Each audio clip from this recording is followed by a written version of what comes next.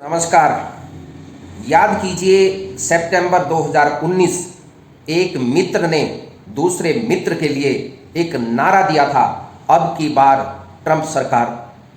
America के Houston में जाकर के मोदी ने ट्रंप के हाथ में हाथ डाल करके 50,000 से भी ज़्यादा भारतीयों के बीच में जाकर के ये कहा था कि अब की बार ट्रंप सरकार।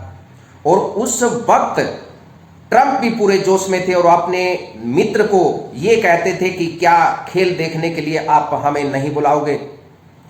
और बड़ी बड़ी बातें देश की मीडिया ने कहा और अब तक कहते रहे हैं कि मोदी और ट्रंप जिगरी दोस्त हैं, उनका पुराने जन्मों का नाता है। बिल्कुल हर व्यक्ति ये मानने लगा था। जिस तरीके से प्रधानमंत्री मोदी ट्रंप से मिलते थे, ऐसे लगता था कि आत्मीयता की पराकाष्ठा है। ट्रंप साहब तो उस वक्त हार गए। 2020 में बाइडेन ने अमेरिका के राष्ट्रपति की शपथ ली। उसके बाद मामला दोस्ती का चलता रहा। कितनी बार बातचीत हुई, कितनी बार नहीं हुई, ये तो ट्रंप साहब बता सकते हैं या मोदी जी बता सकते हैं। लेकिन हर कोई ये मानने लगा था कि ट्रंप साहब और मोदी का रिश्ता तो बिल्कुल आत्मीयता का है, एक दोस्ती का है। और जब दोस्त के यहाँ कोई प्रोग्राम होता है तो निश्चित तौर पर दोस्त दूसरा जाता ही है। और यही काम ट्रंप ने इस बार किया। बात 17 सितंबर की है, 17 सितंबर 2024। ट्रंप से जब यह पूछा गया कि आप मोदी जी के बारे में क्या कहना चाहेंगे, ट्रंप ने कहा था कि मैं मोदी जी से मिलना चाहता हूं और मोदी जी एक अच्छे व्यक्ति हैं, वो मेरे दोस्त हैं। क्योंकि मोदी जी को जाना था अमेरिका, इसलिए ट्रंप साहब ये चाहते थे कि मोदी जी उनसे मुलाकात करें। स्वाभाविक है कि जब कोई राष्ट्राध्यक्ष किसी भी देश में जाता है, वहां के राष्ट्राध्यक्ष से तो मिलता ही है, लेकिन वो जो प्रमुख नेता होते हैं उनसे भी मुलाकात करता है।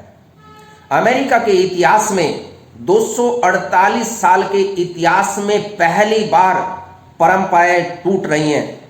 हालांकि 2020 में जब जो बाइडेन ने शपथ ली थी 20 जनवरी को, उस टाइम भी एक परंपरा को ट्रंप ने तोड़ने का काम किया था। और वो परंपरा थी कि जब नया राष्ट्रपति शपथ लेता है तो पुराने वाला राष्ट्रपति भी उस शपथ ग्रहण समारोह में शामिल होता है। लेकिन 2020 में ट्रंप ने उस परंपरा को ध्वस्त किया और वो उस समारोह में शामिल नहीं हुए। अब नई परंपरा ट्रंप ने शुरू कर दिया। 248 वर्षों की परंपरा को बदलते हुए पहली बार इसे एक बहुत बड़े इवेंट के तौर पर लिया जा रहा है। और इवेंट ऐसा कि ट्रंप ने पर्सनली कुछ देशों के राष्ट्राध्यक्षों को पर्सनली इनविटेशन दिया है। पर्सनली का मतलब आप समझते हैं कि वो कितनी आत्मीयता के साथ उनसे मिलना चाहते हैं। लेकिन अफसोस इस बात का, भारत के लोग तो कम से कम इस बात पर अफसोस जाहिर कर ही रहे हैं कि जब दोस्त के यहाँ इतना बड़ा प्रोग्राम है, इतना बड़ा इवेंट है, तब फिर उस जिगरी दोस्त को क्यों भुला दिया गया। मोदी जी के पास पर्सनल इनविटेशन क्यों नहीं आया। अब आप कहेंगे कि भारत को तो इनविटेशन आया। जी, निश्चित तौर पर ट्रंप ये नहीं बोले हैं कि हमारा रिश्ता भारत के साथ है, किसी एक व्यक्ति के साथ नहीं। इसलिए उन्होंने बाकायदा जो आधिकारिक तौर पर इनविटेशन एक देश का दूसरे देश को जाता है, वो इनविटेशन भारत को दिया गया है। और जब भारत को इनविटेशन दिया गया तो भारत की ओर से विदेश मंत्री एस जयशंकर वहां भाग लेंगे, उनके शपथ ग्रहण समारोह में भाग लेंगे। लेकिन सबसे बड़ा कमाल का प्रश्न यहां खड़ा होता है और बहुत ही अचंभा होता है कि जब ये कहते हैं कि अब की बार ट्रंप सरकार, तो फिर दोस्त को निमंत्रण क्यों नहीं आया। क्या आप हैरान नहीं हुए? हम तो भाई साहब पर्सनली बिल्कुल हैरान हैं और हम दिल से चाहते थे कि नरेंद्र मोदी उस शपथ ग्रहण समारोह में शामिल होते। उनको पर्सनली इनविटेशन आना चाहिए था और पर्सनली इनविटेशन अगर आता तो ये भारत के हर व्यक्ति के लिए गौरव की बात होती। लेकिन इनविटेशन नहीं आया। पूरा का पूरा मामला एक्सपोज हो गया। ये दोस्ती क्या केवल बनावटी दोस्ती थी या कहीं ना कहीं मोदी जी से कोई चूक हुई है? अब किन किन व्यक्तियों को बुलाया गया, कमाल की बात ये देख लीजिए कि चीन जो ध्रुव विरोधी है अमेरिका का, उनके राष्ट्रपति शी जिनपिंग को पर्सनल इनविटेशन दिया गया, लेकिन बंदे की हलक देखिए, मना कर दिया कि मैं नहीं आ पाऊंगा भाई साहब, मेरा विदेश मंत्री या उप प्रधानमंत्री इस समारोह में शामिल होने के लिए आएंगे, लेकिन मेरे पास टाइम नहीं है। इसके साथ साथ किन को निमंत्रण दिया गया?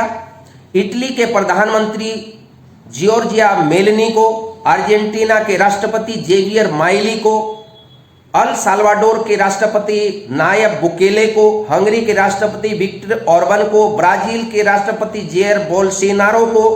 और कमाल ये देखिए कि ऐसे ऐसे नेताओं को इनविटेशन दिया गया है, ऐसे देशों के राष्ट्राध्यक्ष को इनविटेशन दिया गया है जिनका नाम तक भी आप नहीं जानते, जिन नेताओं के बारे में आप नहीं जानते, लेकिन जो विश्व गुरु और विश्व लेवल के शीर्ष पर बैठे नेता नरेंद्र मोदी, उनको निमंत्रण नहीं दिया गया है।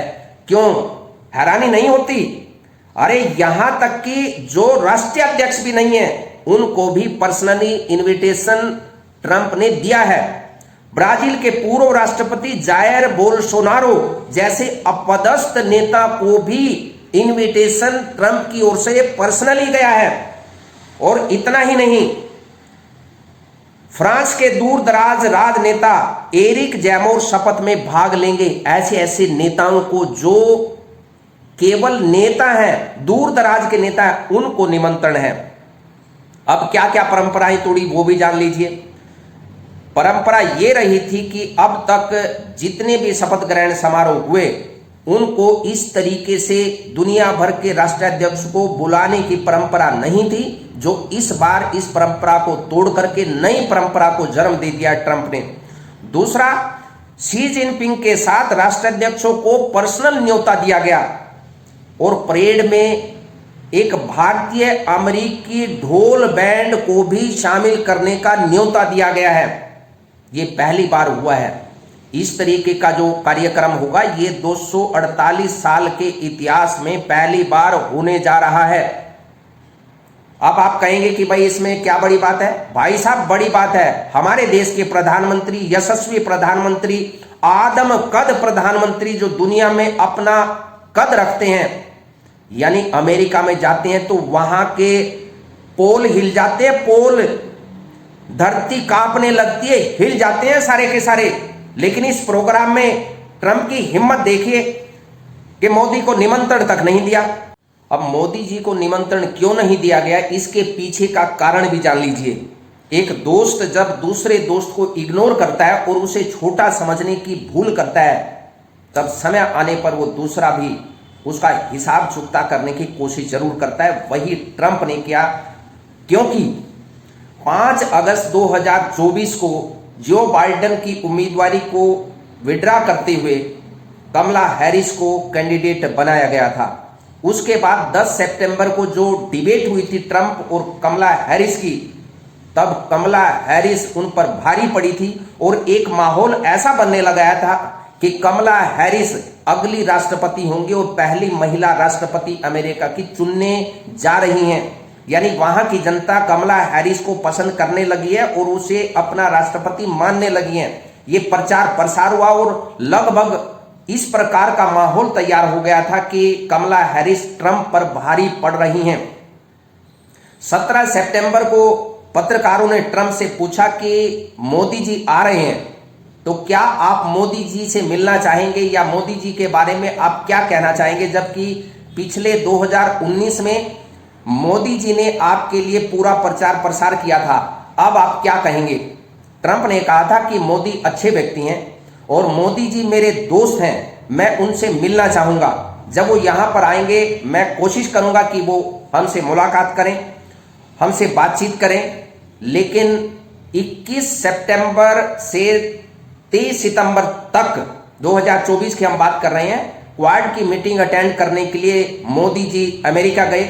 लेकिन जब क्योंकि वहां माहौल कमला हैरिस का बन रहा था, तब मोदी जी को लगा कि कमला हैरिस राष्ट्रपति बन रही हैं, मैं ट्रंप से क्यों मिलूं, या उनको इस प्रकार से कन्विंस करने की कोशिश जो उनके सलाहकार हैं उनके द्वारा की गई होगी कि आप ट्रंप से ना मिलें, इससे मैसेज ठीक नहीं जाएगा।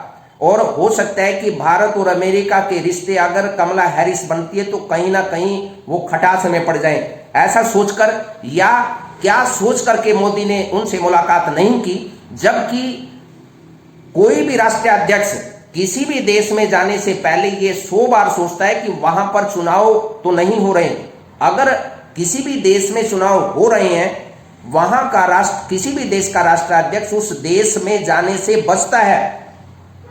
चुनाव के दौरान वहां जाने से मोदी जी को बचना चाहिए था, पहली बात। दूसरी बात यह है कि चाहे कमला हैरिस बन जाती राष्ट्रपति, ट्रंप हार जाते, तब भी एक राष्ट्राध्यक्ष होने के नाते वहां के राष्ट्राध्यक्ष से मुलाकात तो होती है, वहां के जो प्रमुख नेता है उनसे भी मुलाकात की जाती है। जैसे यहाँ कोई भी विदेश का राष्ट्राध्यक्ष आता है वो प्रधानमंत्री से मुलाकात करता है, उसके साथ साथ वो राहुल गांधी से भी मुलाकात करता है। इसलिए प्रधानमंत्री मोदी को चाहिए था कि वो ट्रंप से मुलाकात करते। अगर वो उनसे उस टाइम मुलाकात करते तो 100%, और 100% क्यों, 200% ट्रंप का पर्सनल इनविटेशन मोदी के पास आता। तब ये कह सकते थे कि हम वाकई एक गहरे दोस्त हैं, हम जिगरी दोस्त हैं, हम अटूट दोस्त हैं।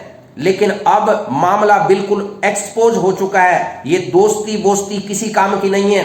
जबकि नरेंद्र मोदी ने पूरे ताम झाम के साथ ट्रंप को भारत में बुलाया था, और कितने पैसे इनके ऊपर खर्च किए गए थे ये किसी से छुपा हुआ नहीं है। और ये आम व्यक्ति के टैक्स की कमाई का पैसा इन्वेस्ट किया गया था। उनको गुजरात घुमाने का काम किया, या न जाने कितने इवेंट उनके साथ किए। नरेंद्र मोदी स्टेडियम में ले जाकर के वहां भी इस तरीके से हाउडी मोदी, जैसे अमेरिका में हुआ था ऐसे हाउडी ट्रंप किया गया था। अब वो दोस्ती कहां गई, अब कहां गई वो दोस्ती। हर व्यक्ति चाहता था कि नरेंद्र मोदी को पर्सनल इनविटेशन मिलता, लेकिन वो चूक गए।